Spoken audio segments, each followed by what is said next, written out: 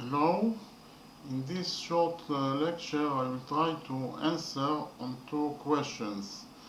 The first question is how the universe was created, and the second question is if the universe was created from nothing, then who created nothing? Okay, so the answer to the first question, how the universe was created, is very simple. The universe was created from nothing.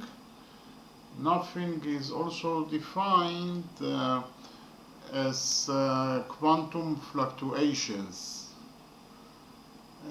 Quantum fluctuations are actually a change in the amount of energy in a point in the space, and from those changes in energy, virtual particles could be created, and from those virtual particles real particles could be created, and from these real particles a matter can be created,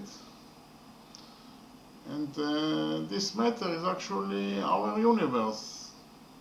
Okay, so that is the answer to the first question.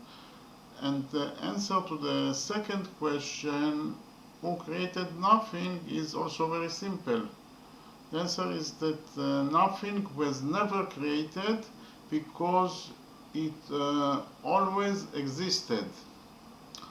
Okay, so I can summarize the short lecture and say that the universe was created from nothing, that nothing is also defined as quantum fluctuations, and nothing was never created because it always existed.